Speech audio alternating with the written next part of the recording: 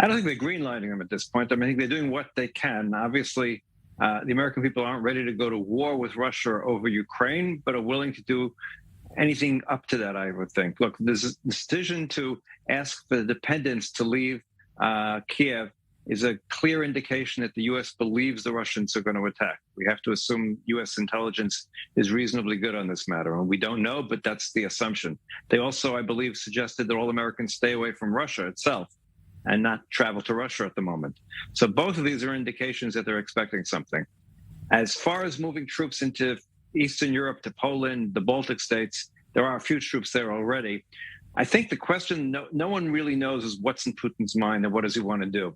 Now, clearly, the United States can do very little once it invades Ukraine other than economic sanctions and other sanctions against Russia and providing whatever military support that it can to make the incursion as expensive as possible for the Russians. But the United States has a treaty obligation to the Baltic states, which are members of NATO. And in those cases, the United States is pledged to come to their defense. And I think moving troops into those countries is a good defensive move and shows the indication that the United States will not allow Putin to go any further than that, and that it stands behind NATO 100%. And I think that's an important sign. Again, Russia has been demanding that the United States basically pull back from NATO and pull back the Baltic states who are members of NATO. And that's something the United States will absolutely not do. So I think that Putin, look, as we've discussed in the past, none of us really know the mind of Putin.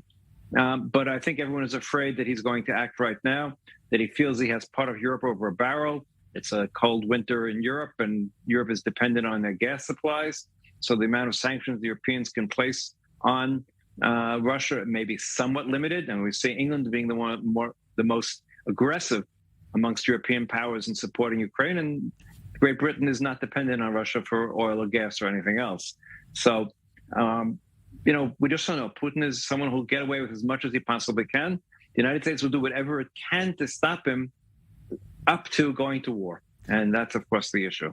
And there's certainly a lot of head scratching. I think you touched on this right, that the Russian motivations here, what game exactly is at play and why the continent seems to be on the verge of war there again. But looking at the greater impact, potential fallout, Mark, from West inaction, or at least perceived inaction around Ukraine, is that the most important thing right now, is to emerge from this in some ways for the West without the perception of inaction that could encourage other actors around the world to take action? Well, it's other actions, and it's also Putin. Keep in mind that Putin believes that the disbanding of the Soviet Union was the greatest tragedy of the 20th century. He seems to have a goal of trying to bring back the Soviet Union as part of Greater Russia.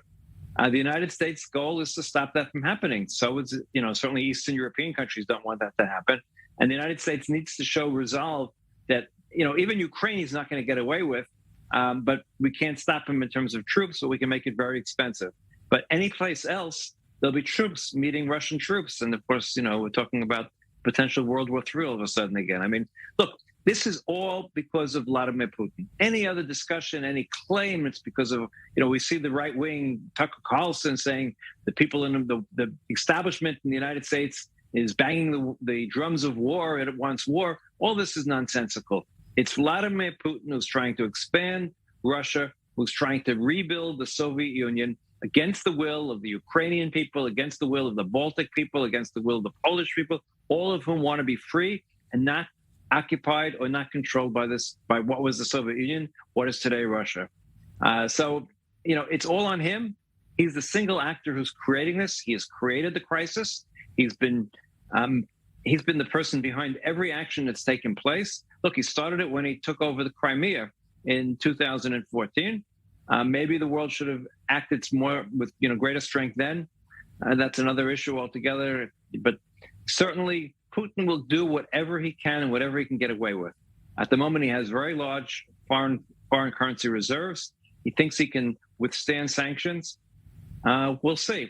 I mean, look, Russia is not a strong power when it comes to economically. Its GNP is equivalent to Italy's. So, we talk about Russia. Yes, it has armed forces. It has nuclear weapons. It's modernized its armed forces, but it is not a power that really can take on the rest of the world. But it has oil and it has gas and it has other minerals, and that's its strength. That's the sort of economy it has, an extraction economy.